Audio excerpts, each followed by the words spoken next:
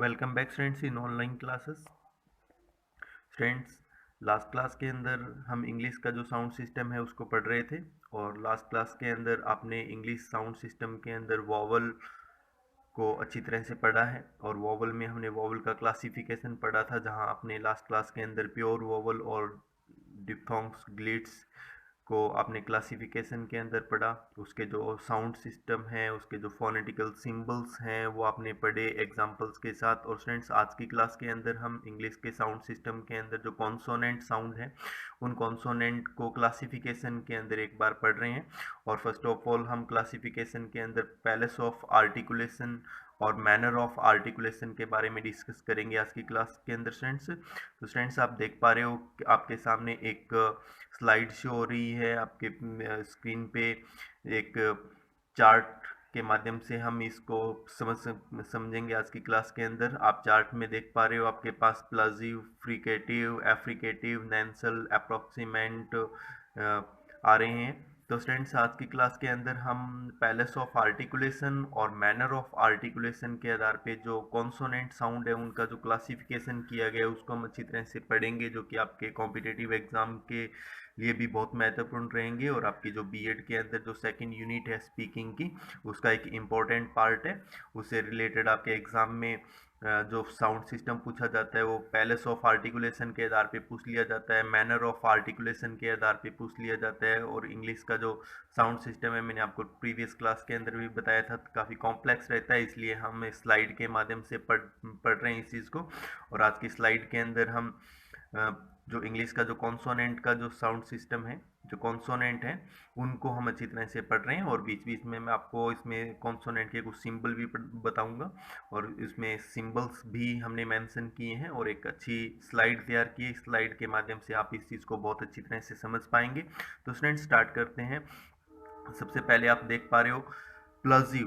प्लजिव के अंदर देखिए स्टूडेंट्स, मैंने आपको एक चीज़ पहले भी बताई थी कि हमने जब बेसिकली इंग्लिश का जो साउंड सिस्टम है उसको हम क्लासिफिकेशन की क्लास के अंदर जब हमने पढ़ा, तो मैंने आपको बताया कि there are 24 consonant sound in English sound system. की इंग्लिश साउंड सिस्टम के अंदर 24 कॉन्सोनेंट है। तो स्टूडेंट्स, कॉन्सोनेंट जो 24 है उनको पैलेस ऑफ आर्टिकुलेशन और मैनर ऑफ आर्टिकुलेशन के आधार पे किस प्रकार से क्लासिफिकेशन किया है, ये आज की क्लास के अंदर हम स्लाइड के माध्यम से पढ़ पा रहे हैं। तो स्टार्टिंग में सबसे पहले आप देख पा रहे हो प्लजिव। प्लजिव मीन्स, अगर प्लजिव को हिंदी में कहा जाए तो स्टूडेंट्स प्लजिव का मीनिंग होता है स्पर्शी। स्पर्शी के अंदर स्टूडेंट्स आप देख पा रहे हो, तो अगर आपसे टोटल नंबर्स पूछा जाता है तो आपका राइट आंसर रहेगा there are 6 plosive in English sound system. Consonant जो है, जो प्लसिव कॉन्सोनेंट जो साउंड है इंग्लिश का, वो टोटल 6 है। ये कई बार कॉम्पिटेटिव एग्जाम में नंबर्स में पूछा गया है कि how many plosive in English sound system. तो आपका राइट आंसर होगा there are 6 plosive in English sound system. वो 6 कौन कौन से हैं वो आप टेबल के माध्यम से, आप स्लाइड के माध्यम से देख पा रहे हैं स्टूडेंट। स्क्रीन पे देखिए, सबसे पहले पी बी, यानी कि मैं अगर हिंदी में कहूँ तो पै बै। फिर टी और डी, यानी कि टे और डे। फिर आपके पास लास्ट है के और जी, यानी कि कै और जय, कै और गे, सॉरी। तो स्टूडेंट्स, आप देख पा रहे हो आपके पास 6 प्लसिव आ गए हैं, 6 प्लसिव इस प्रकार से पूरे में P B T D K और जी। ये जो साउंड है ये प्लसिव साउंड है और इस प्लसिव मीन्स स्पर्शी, ये इंग्लिश की स्पर्शी ध्वनियां हैं। P B T D K और G. There are 6 plosive in English sound system consonant के अंदर। नेक्स्ट आपका है फ्रिकेटिव। फ्रिकेटिव स्टूडेंट्स, ये आपको बता दूं कि 2015 का जो रीट का एग्ज़ाम हुआ था उसमें इंग्लिश में सेकंड लैंग्वेज में क्वेश्चन पुट किया गया था। आप लास्ट ईयर का कोई भी ओल्ड पेपर उठा के देख लेंगे तो रीट एग्ज़ाम 2015 के अंदर इंग्लिश में सेकंड लैंग्वेज के अंदर एक क्वेश्चन पूछा गया, हाउ मैनी फ्रिकेटिव। इंग्लिश का जो साउंड सिस्टम है उसमें कितने फ्रिकेटिव हैं। तो स्टूडेंट्स, इस बात को आप अच्छी तरह से याद रखेंगे कि देयर आर 9 बहुत वास्ट इसमें ऑप्शन जब रखा गया था तो 8 और 9 दो ऑप्शन आगे थे, एक में 8 था और एक में 9 था। जिन स्टूडेंट को नहीं पता था वो 8 पे राइट आंसर करके आए थे, बिकॉज हमने लास्ट क्लास के अंदर, प्रीवियस क्लास के अंदर जब इंग्लिश का जो बेसिकली क्लासिफिकेशन पढ़ा था वहाँ आपने पढ़ा था 8, और 8 वो क्या थे, वो स्टूडेंट्स वॉवल ग्लिड थे, डिफोंग्स मैंने आपको बताए थे 8 हैं। लेकिन यहाँ बात हुई थी कॉन्सोनेंट साउंड की। उस क्वेश्चन के अंदर उसने पूछा था how many fricative, fricative means वो आपसे कॉन्सोनेंट में फ्रीकेटिव पूछ रहा है, जिसका मतलब होता है संघर्षी। संघर्षी जो है वो कितने हैं, तो आपका राइट आंसर रहेगा there are 9 fricative in English sound system. वो 9 कौन कौन से हैं वो स्टूडेंट्स आप स्लाइड में देख पा रहे हो, टेबल में देख पा रहे हो, फ्रीकेटिव की टेबल में देखिए जरा ध्यान से। वहाँ सबसे पहले एफ और वी आ रहा है, यानी कि मैं हिंदी में कहूँ तो फे और वे का साउंड आएगा, यानी कि एफ और वी। फिर स्टूडेंट्स आप देख पा रहे हो नेक्स्ट फ्रीकेटिव के अंदर ये थीटा का सिंबल है स्टूडेंट्स, ये थे का उच्चारण करता है। ध्यान रखें कि थे का उच्चारण जो है, जो टी और एच की स्पेल से जब हम इंग्लिश में थे का उच्चारण करते हैं तो ये उसका फोनेटिक सिंबल्स हैं। और आपको इसकी बेसिक ट्रिक बता देता हूँ, आप इसको किस प्रकार याद रख पाएंगे स्टूडेंट्स। इसको आप याद रख पाओगे कि थीटा इंग्लिश के अंदर जब हम थीटा का सिंबल लेते हैं तो थीटा, और मैं आपको क्या बता रहा हूँ, ये थे का है तो थे से थीटा बन जाएगा। तो थे का जो उच्चारण है, जो स्पेल में हम टी एच, मोस्टली इंग्लिश के अंदर टी एच जब आता है और हम थे का उच्चारण करते हैं तो थीटा सिंबल रहेगा उसका। और नेक्स्ट एक फोनेटिक सिंबल और है आपके पास, ये स्टूडेंट्स दे का है। लाइक हम टी एस से स्पेलिंग बताते हैं, टी एस से, लाइक हम थ्रो का उच्चारण करते हैं, दा का उच्चारण करते हैं, दिस का उच्चारण करते हैं, डैट का उच्चारण करते हैं। तो यहाँ ये नेक्स्ट सिंबल जो है वो दे का है, और सेकंड लास्ट सिंबल जो है वो आपका थे, यानी कि थीटा। थे फॉर थीटा, वो थीटा सिंबल्स हैं थे का प्रोनाउंसिएशन। और नेक्स्ट आगे है दे का। इस प्रकार से ये स्टूडेंट्स आपने 4 समझ लिए हैं। दोबारा रिपीट कर देता हूँ। पहला फे वे यानी कि एफ और वी का उच्चारण, फिर थे और दे का उच्चारण। फिर नेक्स्ट आप देख पा रहे हो स्टूडेंट्स आपके पास एस यानी कि सेसलिटी वाला उच्चारण जब हम करते हैं तो वो सिंपल एस रहेगा। और नेक्स्ट है जे, यानी कि ये जे के उच्चारण के लिए है जब हम जे का उच्चारण करते हैं जेड से। नेक्स्ट आपके पास है, ये टोटल 6 हो गई हैं। नेक्स्ट इसके बाद जो आपके पास आ रहा है स्टूडेंट्स वो है आपका एस एच का उच्चारण। जब हम मोस्टली इंग्लिश के अंदर जो स्पेलिंग एस एच से लिखते हैं और वहाँ पे सह सलगम वाले सह का उच्चारण होता है, तो ये आपका फोनेटिक सिंबल रहेगा जो आप देख पा रहे हो ब्लू के अंदर। नेक्स्ट आपका जो 3 मेंशन है, ये छोटा जेड जो है ये जैक का उच्चारण करता है। लाइक अगर स्पेलिंग के अंदर हम इंग्लिश की मोस्टली स्पेलिंग के अंदर एस पढ़ते हैं और उस एस के अंदर जब जैक का उच्चारण होता है, फॉर एग्जांपल आपको एग्जांपल लेना पड़ेगा, ऐसे नहीं समझ में आएगा। लाइक अगर मैं स्टूडेंट्स प्लेजर की स्पेलिंग बोलता हूँ तो प्लेजर की स्पेलिंग में जब एस आता है तो वो जय का उच्चारण करता है। लाइक मैं अगर लेजर की स्पेलिंग बोलता हूँ, मेजर का उच्चारण करते हैं तो वहाँ पर स्पेल के अंदर जो एस है वो जय का उच्चारण करता है। तब हम इस फोनेटिक सिंबल का यूज़ करते हैं उसकी साउंड के लिए, उसके साउंड का, उस साउंड का फोनेटिकल सिंबल जो है वो ये रहता है। और लास्ट आपका है एच।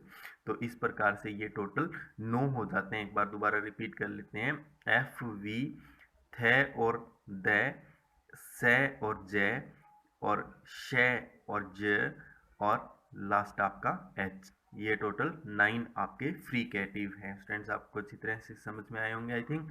तो there are 9 fricative in English sound system. Next आपका है एफ्रिकेटिव। तो स्टूडेंट्स ये भी वेरी इंपॉर्टेंट क्वेश्चन है कि अगर एग्जाम में डायरेक्टली आपसे क्वेश्चन पूछा जाता है how many affricative in English sound system, तो देयर आर 2 एफ्रिकेटिव जिनको हम हिंदी भाषा में स्पर्श संघर्षी बोलते हैं। स्टूडेंट्स एफ्रिकेटिव है वो संघर्षी है, और जो फ्रीकेटिव है, फ्रीकेटिव आपका संघर्षी है, और जो एफ्रिकेटिव है वो आपका स्पर्श संघर्षी है। स्पर्श संघर्षी के अंदर सिर्फ दो ही ध्वनि रहती है स्टूडेंट्स, एक तो है च की और एक है ज की।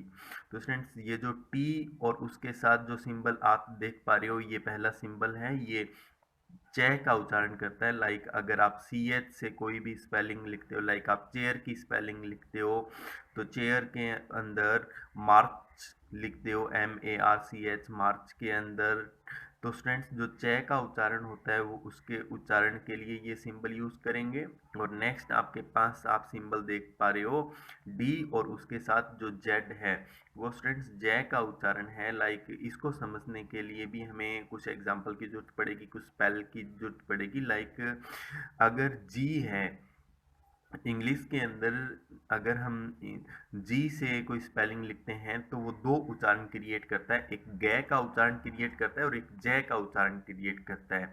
ये फोनेटिकल सिंबल जो है वो जी से जब जय बनता है तब हम यूज करेंगे, और एक जे के लिए यूज करेंगे। लाइक अगर जज की स्पेलिंग लिखेंगे, लाइक फॉर एग्जांपल के लिए अगर मैं गर्ल बोल रहा हूँ स्पेलिंग में, तो गर्ल में जो जी आ रहा है वो ग का उच्चारण कर रहा है। आप हिंदी में लिख के देखेंगे तो जी का जो उच्चारण लिखोगे आप वो ऑब्वियसली ग लिखोगे। अगर मैं जी से जिराफ की स्पेलिंग बोलता हूँ तो डेट टाइम वो ग का उच्चारण न करके जय का उच्चारण कर रहा है, तो डेट टाइम हमें इस सिंबल की जरूरत पड़ेगी। तो फ्रीकेटिव हमारे पास च और ज है, च और जय का उच्चारण है जो स्पर्श संघर्षी होते हैं। तो there are two affricative, there are two affricative in English sound system. Next आपके पास नैंसल है। नैंसल के अंदर स्टूडेंट्स आप याद रखेंगे, अगर आपसे नंबर्स पूछे जाते हैं तो देयर आर 3 नैंसल, जो जिनको हम हिंदी भाषा में नासिक की ध्वनि बोलते हैं, जिनका उच्चारण प्रोनंसिएशन जो है वो नाक के माध्यम से होता है। तो उसमें आपके पास M, N और ये न का ही साउंड है स्टूडेंट्स। जब हम मोस्टली कई बार एन और जी, एन और जी जब हम छोटा न यूज़ करते हैं, और इंग्लिश के अंदर जो साउंड सिस्टम जो स्पेलिंग वगैरह यूज़ करते हैं उस स्पेल्स के अंदर फ्रीक्वेंटली और मोस्टली जब एन और जी दोनों साथ साथ में रहते हैं, लाइक अगर हम इंग्लिश की ही स्पेलिंग बोलते हैं तो इंग्लिश के अंदर एन और जी जो है वो बिल्कुल क्लोज रहता है, तो वो न का उच्चारण होता है। उसके लिए यहाँ इस सिंबल की जरूरत पड़ेगी हमें। तो एम, एन और न, ये छोटा न, तो ये तीनों ही आपके नेंसल साउंड है। There are 3 nasal sound. Next आपके पास लास्ट अप्रोक्सीमेंट आ रहा है स्टूडेंट्स। इसमें अप्रोक्सीमेंट में आप याद रखेंगे कि अप्रोक्सीमेंट में वैसे आपको टेबल के अंदर 4 दिखाई दे रहे हैं, पर बता दूं आपको, डब्लू वे का साउंड, आर रे का, एल ले का, और ये जे जो है वो ये का है। जब हम वाई से कोई स्पेलिंग लिखते हैं, और आपको अच्छी तरह से पता है कि वाई जो है वो ये का उच्चारण करता है। लाइक अगर फॉर एग्जांपल के लिए मैं स्पेलिंग बोलता हूँ यस, तो यस के अंदर जब हम वाई लिखते हैं तो वो ये का प्रोनाउंसिएशन करता है। लाइक अगर हम येलो बोलें स्पेलिंग में, तो येलो की स्पेलिंग जब बोलते हैं तो वाई जब लिखेंगे तो वो ऑब्वियसली ये का उच्चारण ही करेगा, उसके लिए ये सिंबल हम यूज करेंगे लास्ट वाला। तो स्टूडेंट्स अप्रोक्सीमेंट टोटल 3 हैं, 4 नहीं है, लेकिन यहाँ टेबल में आपके पास 4 हैं। तो स्टूडेंट्स एक चीज़ बता दूं आपको, आप अपने नोटबुक में नोट कर लेंगे इस चीज़ को, वेरी इंपॉर्टेंट है कि यहाँ जो एल साउंड जो है, ले की जो ध्वनि है, उसके लिए जो फोनेटिकल सिंबल आपके पास ये दिखाई दे रहा है आपको सेकंड टेबल में एल का, इस चीज को इंग्लिश साउंड सिस्टम में लैटरल बोला जाता है। अगर आपसे डायरेक्टली क्वेश्चन ये पूछा जाता है कि how many lateral in English sound, तो लैटरल का साउंड सिस्टम एक ही है, जिसको हम हिंदी भाषा में पार्श्विक ध्वनि बोलते हैं, वो आपका एल का उच्चारण होगा। और रिमेनिंग जो आपके पास रह जाएंगे वो आपके 3 अप्रोक्सीमेंट रह जाएंगे, जिसमें आपका डब्ल्यू आ जाएगा और आर आ जाएगा, रे का उच्चारण, डब्ल्यू वे का उच्चारण, और ये सिंबल आपका ये की ध्वनि के लिए, वाई का सिंबल ये की ध्वनि के लिए जब हम स्पेलिंग में वाई यूज करते हैं और वो ये का उच्चारण करता है, दैट टाइम ये छोटा जे, ये जे नहीं है, ये उसका फोनेटिकल सिंबल है ये की ध्वनि के लिए स्टूडेंट्स।